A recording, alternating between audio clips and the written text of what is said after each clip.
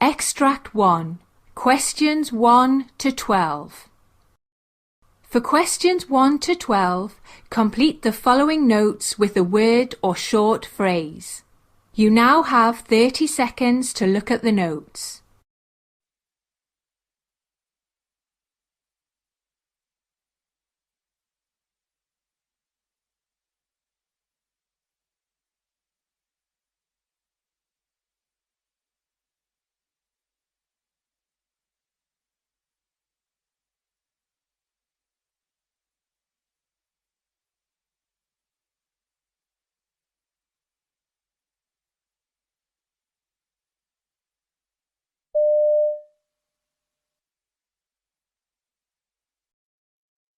Barbara Roberts. Yes, good morning. Hello there. My name's Dr. Beddy. I'm one of the new GPs in the practice.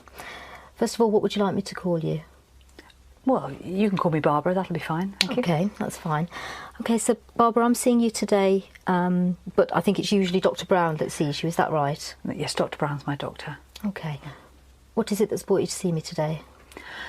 Well, I've come about my tummy problem. I've got terrible trouble with my stomach, and Dr. Brown just doesn't seem to be able to get to the bottom of it. And I thought perhaps I'd come and see you to see if you could help.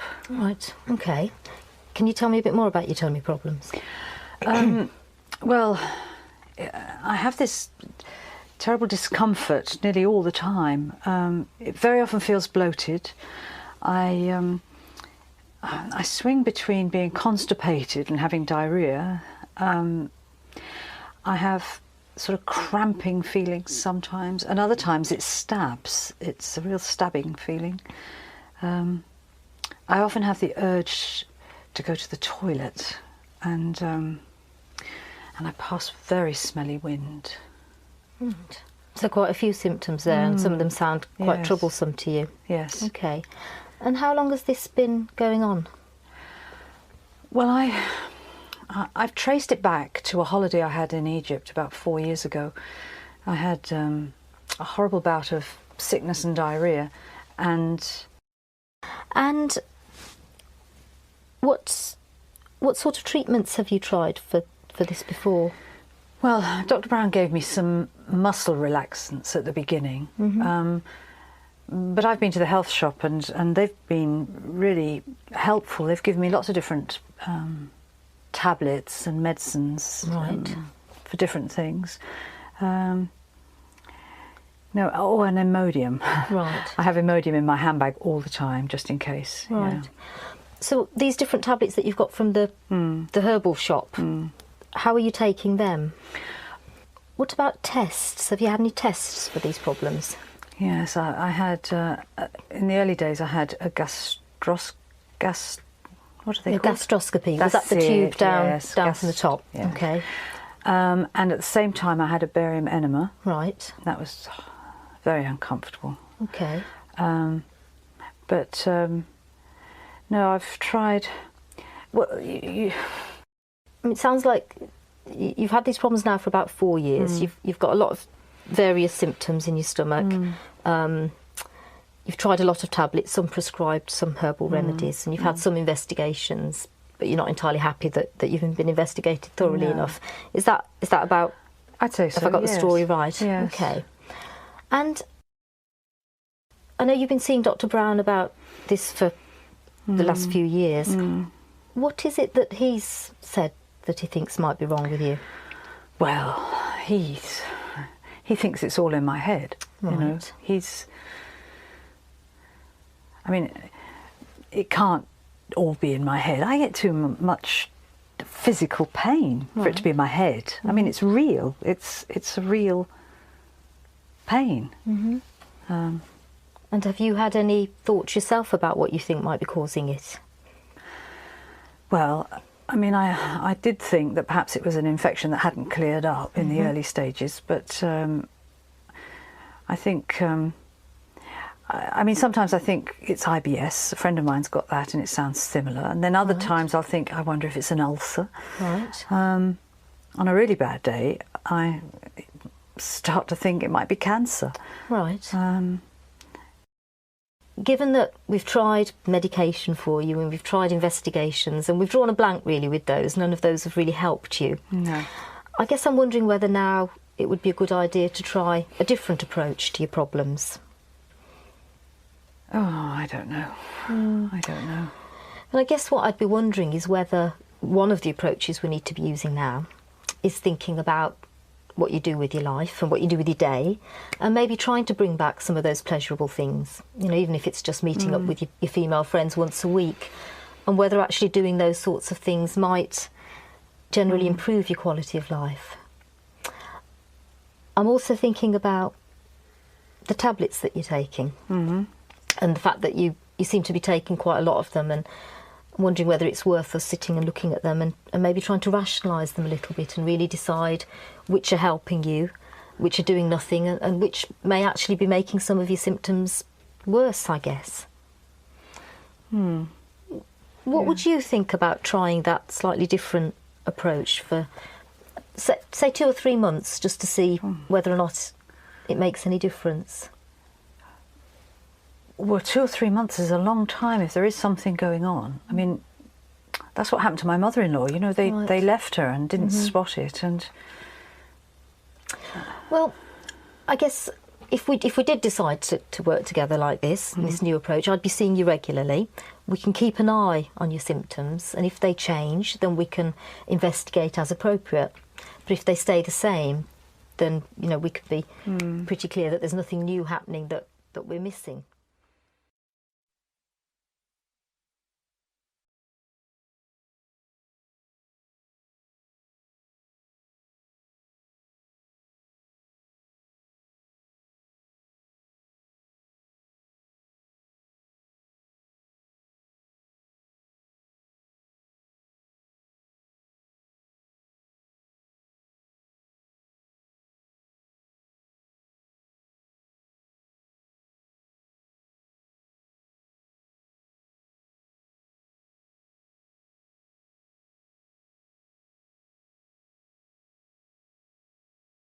Extract 2. Questions 13 to 24. You hear a general practitioner talking to a patient called Xavier Murphy. For questions 13 to 24, complete the notes with a word or short phrase. You now have 30 seconds to look at the notes.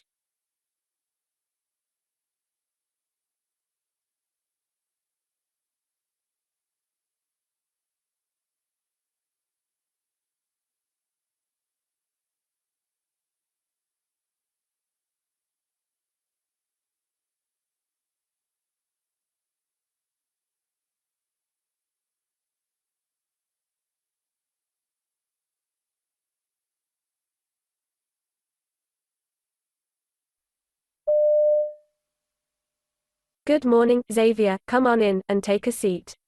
My name is Anna Malcolm. Oh, hello, doctor. Well, can you tell me what's brought you here today? Well, to be honest, I haven't been feeling well for the past week or so. That's no good. What sort of symptoms have you had? I have had a fever for a few days and I have been feeling a little bit nauseous. It comes on worse in the afternoons as well. Okay, and with the nausea, has sort of ended up with vomiting? Yeah, I did vomit actually, both yesterday morning and this morning. That's one of the reasons I thought I'd better come and see you. And, are you taking anything for that? Things like Panadol? No, I haven't. I've just been trying to tough it out. Okay, and what about your eating habits? Have you noticed any change to your appetite? Yeah, well, I don't seem to be as hungry. I haven't been able to complete my meals without feeling a bit sick. Right. And, what about any other aches, or pains generally? I am feeling a little bit tired. And, I've had pain in my joints. I've been a little bit stiff in the mornings. Okay, have you noticed any other sort of changes, such as yellowish skin or in the whites of your eyes? Well, I didn't, but my wife commented this morning that she thought my skin had turned a bit yellowish. Right. What about the color of your urine? Any changes there? Now you mention it, I do think it's become darker in color. Now, Xavier, I would just like to get some background details before we go any further. Are you married? Yes, I am. I've got 2 children, my son is 7 and daughter is 10. Oh, lovely. And, what about your employment? What sort of work do you do? I'm an electrician, by trade. I work on building sites, and the company I'm currently work for now has quite a few overseas projects. So, I do go overseas quite a bit with my work. Okay. And whereabouts have you worked recently? Well, this year, I've been to Dubai. And I've just came from there about 10 days ago. I see. And just tell me a little more about your general health. Pretty fine, I think. I eat healthily. I haven't had any complaints. And do you smoke at all? Yes, I do smoke. But I'm trying to keep it under control, but suppose I smoke about 10 cigarettes a day. And what about alcohol? I have a couple of beers, most days. My wife and I are trying to be responsible. And have a couple of alcohol-free days each week. That's an excellent idea. That's very good. And now, just to go on to your family history, what about your parents? Are they in good health? Yes, they're both in quite good health. My father, he retired a couple of years ago. But he's fine. And my mother, she's well. She does have high blood pressure. And she does take medication for that, I believe. I see. And do you have any brothers or sisters?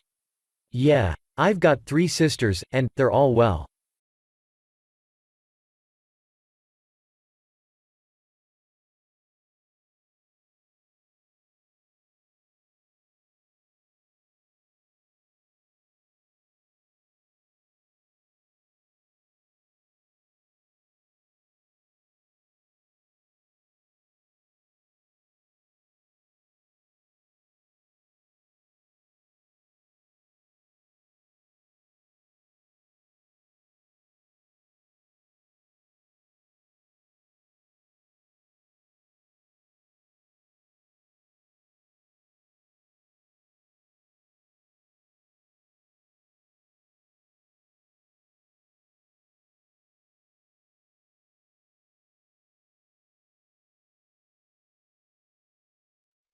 Part B. In this part of the test, you'll hear 6 different extracts. In each extract, you'll hear people talking in a different healthcare setting. For questions 25 to 30, choose the answer A, B, or C, which fits best according to what you hear. You'll have time to read each question before you listen. Complete your answers as you listen. Now look at question 25. Now read the question.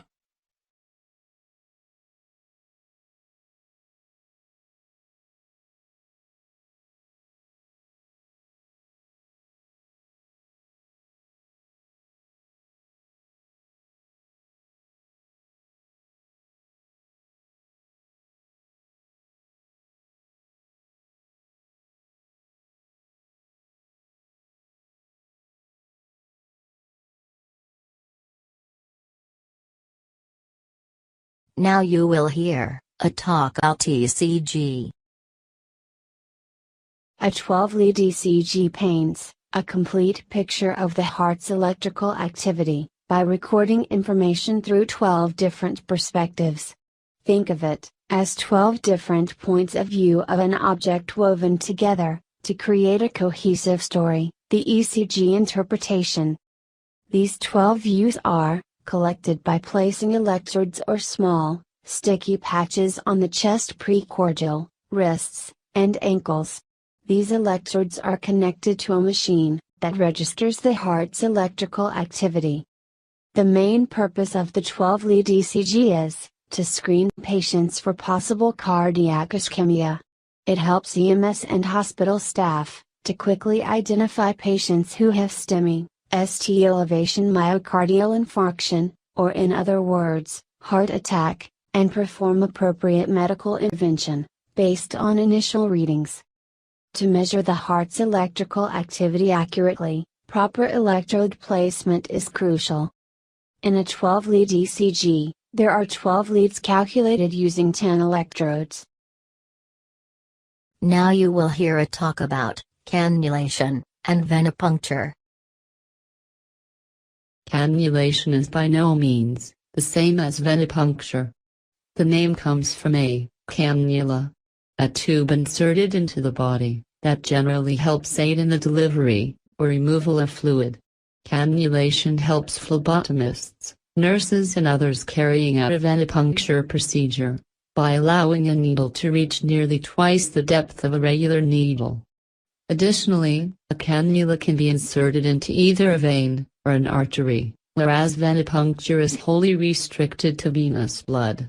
Cannulation is often used for the constant administration of IV fluids, medicines, chemotherapy, blood products and parenteral nutrition, or for when obtaining blood samples. Cannulation is often taught alongside venipuncture, because of the intrinsic similarity of the two procedures. Like venipuncture, there is no formal qualification or certification required to be able to perform cannulation. However, you will need to attend a course before you are allowed to perform such procedures. So when you are looking for medical training courses that deliver venipuncture training, it is very likely that the clear majority will also cover cannulation. Now you will hear a talk about subcutaneous injections. The location of injection is important for subcutaneous injections. The drug needs to be injected into the fatty tissue, just below the skin. Some areas of the body have a more easily accessible layer of tissue, where a needle injected under the skin will not hit muscle, bone, or blood vessels. The most common injection sites are abdomen, at or under the level of the belly button, about 2 inches away from the navel. Arm, back or side of the upper arm. Thigh, front of the thigh. Equipment used for subcutaneous injections includes 1. Medication. Vials of liquid medication can be single-use or multi-use. Vials can also be filled with the powder to which liquid needs to be added. 2. Syringes. The needles are short, at 5 or 8 inches long. The thickness of the needle is usually 25 or 27 gauge. There may be other options for doses more than 1 ml or for children or people with visual impairments. 3. Auto-injector pen. Some medications are available in a pen, with a short single-use needle screwed onto the end of a pen-shaped, multi-use vial. The amount of medication needed is then dialed in at the end. As mentioned earlier, emergency medications like epinephrine can also come in this form.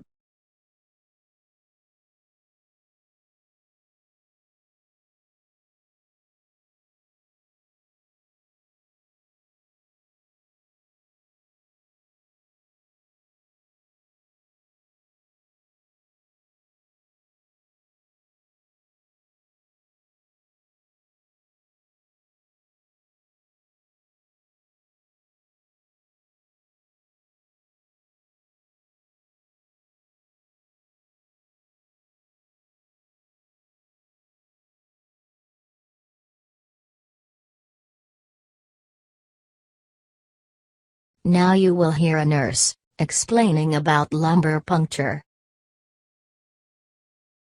Your doctor will conduct a lumbar puncture, using a needle and syringe. They will collect a sample of your spinal fluid, in a tube attached to the syringe. Then, they will send it to a laboratory for testing. The procedure usually takes about 45 minutes. It usually includes the following steps. 1. They will likely position you on your side. 2. They will clean your back with an antiseptic solution, to reduce your risk of infection, and numb it with a local anesthetic. 3.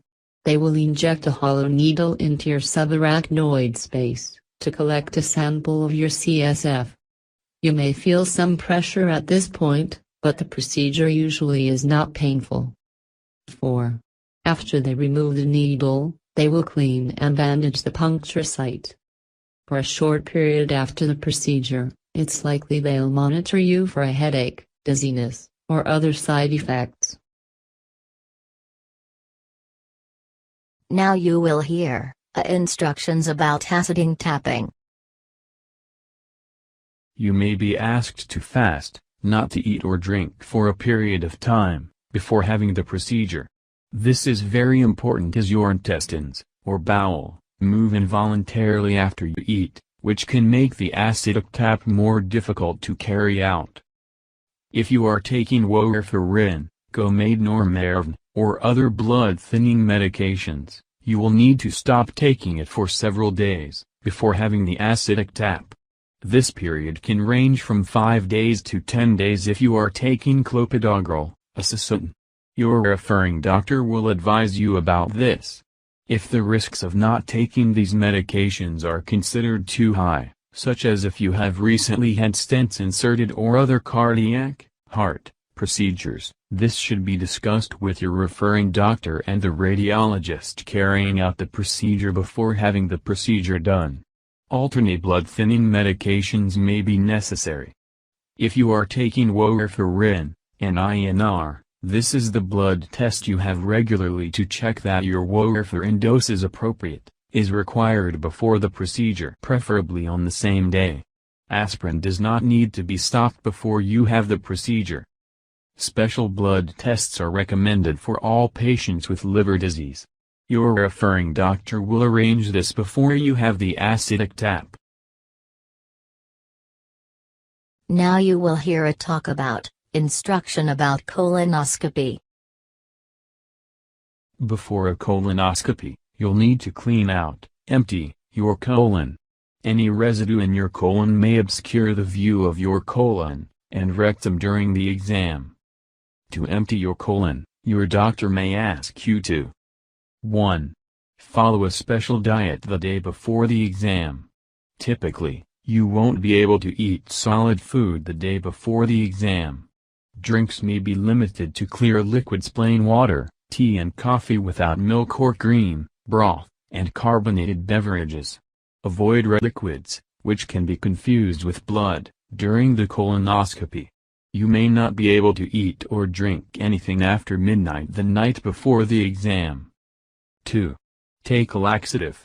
Your doctor will usually recommend taking a laxative, in either pill form or liquid form.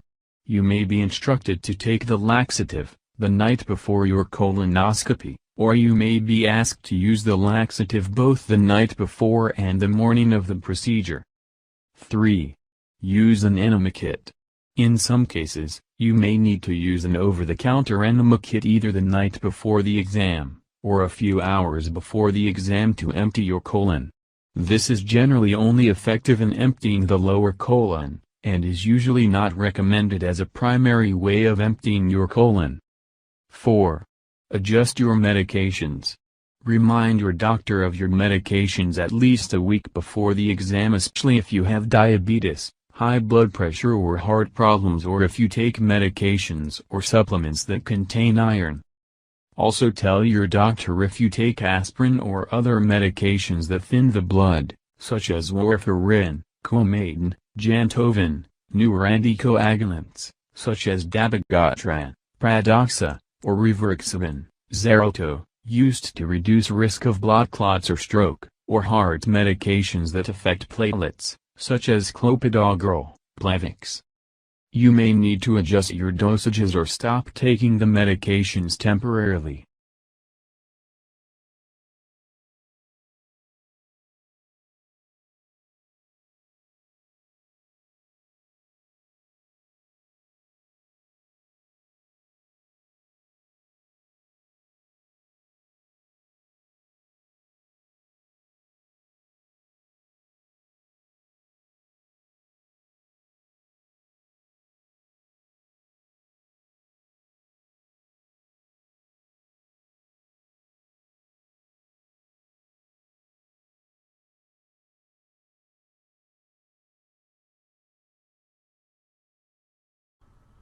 This is the end of Part B. Now look at Part C. Part C. In this part of the test, you'll hear 2 different extracts. In each extract, you'll hear health professionals talking about specific aspects of their work. For questions 31 through 42, choose the answer A, B, or C, which fits best according to what you hear. Complete the answers as you listen to the audio. Now look at Extract 1. Extract 1. Questions 31 to 36. You hear a medical podcast on the guidelines for coping with Prader-Willi syndrome. You have 90 seconds to read questions 31 to 36.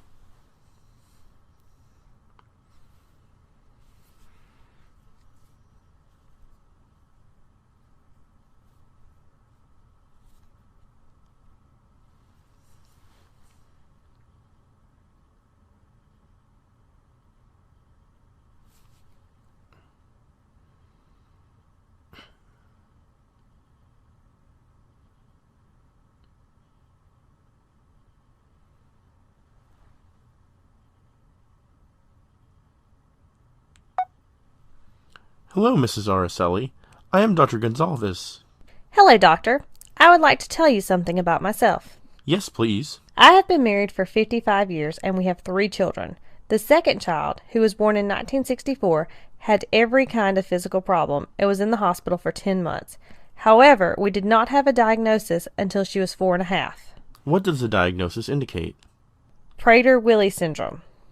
Prader-Willi syndrome? Yes, it had a severe impact on my child in very complicated ways, mainly the damage of the 2 primary areas of the brain, the deletion of chromosomes 15 and hyperplasia. She is always feeling and thinking about food the whole time, akin to the feeling of starvation, and she never has the feeling of satiety. So this affects her daily life in an extreme way, and her tolerance level and the temper control, which is affected greatly. Over the years, you would have experienced the communication skills of your doctor a lot. What is your impression in general? We've been very fortunate for not having any bitter experience over the diagnosis. However, later on we have realized that he had suggested blood tests for her that were not actually required. That was the only bitter experience we had. Actually, Prader-Willi syndrome is a complicated genetic condition that severely impacts several parts of the body. In infancy, this condition is identified by weak muscle tone called hypotonia, difficulties in feeding, poor growth, and delayed cognitive development. The patients develop an insatiable appetite right from the childhood, resulting in chronic overeating called hyperphagia and obesity. Some patients with Prader-Willi syndrome, especially those with obesity, also develop the most common form of diabetes called type 2 diabetes. The patients will typically have mild to moderate intellectual impairment and cognitive disabilities. Behavioral problems are very common, such as stubbornness, temper outbursts, and compulsive behavior. Sleep abnormalities can also be seen in the patients. Distinctive facial features such as almond-shaped eyes, triangular mouth, and a narrow forehead. Short in height, small feet and hands. Patients even have light-colored hair and unusually fair skin. Male as well as female patients will have underdeveloped genitals, delayed or incomplete puberty, and infertility is also common. So is there any chance of curing Prader-Willi syndrome, doctor? Yeah, but it's a lengthy process. Parents can enroll infants with Prader-Willi syndrome in early intervention programs. However, even if the diagnosis is delayed, treatments are available at any age. Therefore, for the patients with Prader-Willi syndrome, the types of treatment depend on the patient's symptoms. You can adopt any of the following steps that are suitable for the patient. Can use nipples or tubes for the patients with feeding difficulties. Special nipples or tubes have to be used for several months to feed the child with feeding difficulties, to make sure that the infant is fed completely and it has proper growth. The healthcare provider will monitor weight, height, and body mass index periodically to ensure proper growth. By supervising the daily food intake, the parents could prevent the overeating behavior that starts from 2 to 4 years of age. This will minimize food hoarding and prevent rapid weight gain and obesity. Growth hormone therapy has to be performed to increase lean body mass, mobility, and height. To reduce fat mass and improve movement and flexibility from infancy through adulthood. If the growth hormone therapy is given early in life, it may reduce or prevent behavioral difficulties. In addition, this can help improve speech, cognitive ability, abstract reasoning, and often promote information to be processed very quickly. It also improves sleep quality and resting energy expenditure. Growth hormone therapy is usually started during infancy or immediately after the diagnosis, and often continues during adulthood at 20% to 25% of the recommended dose for the patient. Many patients have trouble getting their eyes focused together. Such patients should be referred to a pediatric ophthalmologist.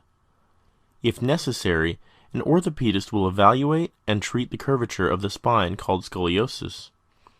Sleep disorders are very common in Prader-Willi syndrome patients. Treating a sleep disorder in an early stage would help improve the quality of sleep. Muscle weakness is a serious issue among the patients with PWS. For children younger than 3 years of age, a physical therapy is essential to increase muscular strength to achieve developmental milestones. Generally, the patients have difficulty in controlling their emotions. Therefore, a behavioral therapy could help to control anger, obsessive-compulsive behavior, and stubbornness, including an obsession with food. Medications, such as serotonin reuptake inhibitors, may reduce obsessive-compulsive behavior and also help manage psychosis. Thank you very much, Doctor. That's been really useful. Thank you. Thank you, Mrs. Araceli.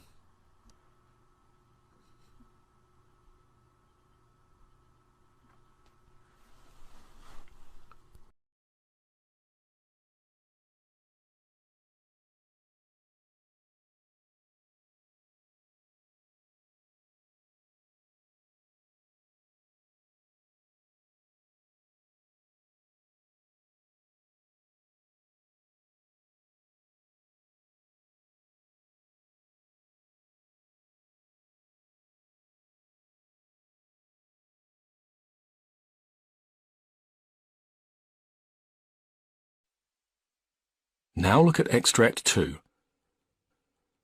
Extract 2, questions 37 to 42. You now have 90 seconds to read questions 37 to 42.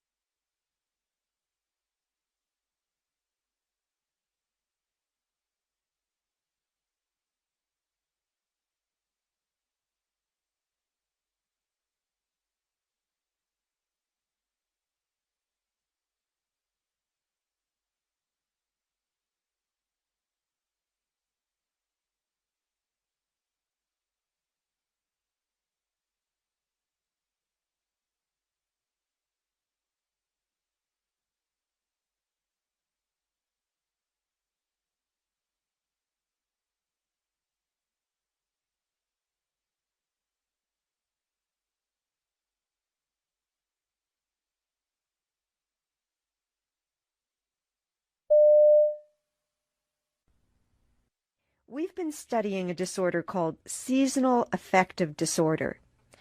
Norman Rosenthal first identified this disorder in the mid-'80s.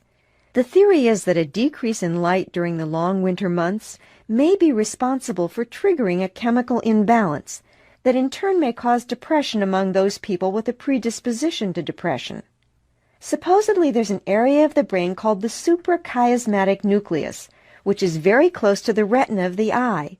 So this area of the brain responds to light by sending a signal to the pineal gland, and the signal causes the gland to suppress the secretion of a hormone called melatonin. To make a long story short, the more light, the less melatonin in the blood. Okay, the acronym for seasonal affective disorder that's being used in the field is SAD. We didn't come up with that. And in fact, I personally think that it's an inappropriate way to refer to such a serious type of depression, since it sounds rather mild, and seasonal affective disorder can be a very severe and debilitating disorder for some people. In fact, in extreme cases, it's life-threatening when patients become suicidal. So anyway, as you can appreciate, the winter here is very dark, cold, and gray. By spring, almost everyone's tired of the gloom. But for some people, those suffering with seasonal affective disorder, it can be a serious problem. People with seasonal affective disorder experience deep and prolonged depression throughout the winter months, with what looks like a spontaneous alleviation of the condition when spring arrives. Before the disorder was identified, it was rather a mystery for friends and family, since the depression appeared to vanish only to return several months later. Now, although previous research isn't conclusive, we do know that younger people, especially younger women, these women are at a higher risk for developing the disorder and for being affected by it in a more severe form. If I recall, about 75% of those affected are women, with a typical age of onset about 30 years old. Other factors that contribute to the problem, apart from the long dark days of course, these factors include heredity and stress. What are the symptoms? Well, the usual spectrum of problems associated with depression: anxiety, lack of concentration, a tendency to sleep more and eat more, cravings for food with a high sugar content. This may be accompanied by weight gain.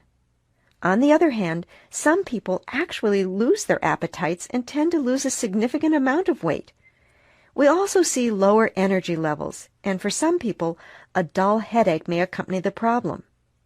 So, building on the research studies that identified the symptoms of seasonal affective disorder and the high-risk profile, we decided to undertake a longitudinal study of 120 subjects, and our research is really focusing on therapies that might help those people affected by SAD. Traditionally, psychotherapy has been used to identify and modify behaviors that contribute to depression, and it's been somewhat successful with patients identified with seasonal affective disorder, especially when used in combination with relaxation and stress reduction therapies. Antidepressant drug therapy has also been proven to reduce depression in studies of people who had seasonal disorders. But we've been using phototherapy almost exclusively with the subjects in our studies. It's very simple, really. We've supplied each subject with a light box that provides the same type of natural lighting that would normally be shining through the window during the spring and summer. The subjects have been instructed to turn on the light box for 2 hours and then simply go about their activities in the room where the box is placed. They're not supposed to use the box like a sun lamp, no staring into the light, either with the eyes closed or open. They just ignore it once it's turned on. So, although we're still evaluating our data from the first group of subjects, we have a few preliminary findings that I'll share with you today. First, we think that it's probably better to be exposed to the light box during the morning hours. Second, we're noticing a relationship between sleep patterns and seasonal depression, so maintaining a regular schedule for sleep seems to be a helpful therapy in conjunction with a light treatment. We're also fairly sure that the duration of light therapy can be modified for individuals. Some subjects who were exposed to the light for less than 2 hours did very well, while others showed no evidence of relief until they reestablished the 2-hour treatments. One interesting possibility that we're working on is whether fluorescent lights might work as well as full-spectrum light with the ultraviolet rays filtered out. In our first trials, we used UV light exclusively, but now we have some trials underway with fluorescent light, and the results so far are encouraging. I'm also happy to report that there are few subjects who are experiencing side effects. There's no evidence of eye damage. We've been careful to filter out any potentially damaging UV rays. And in fact, the only negative side effect was minor headache that seemed to disappear after a few treatments. So, next semester, we plan to begin the second stage of our studies, and we'll be comparing the degree of depression on the part of subjects undergoing light treatments with control groups who'll receive either drug treatments or psychotherapy. What we really want to know is whether light treatments alone are as effective as the other options for therapy.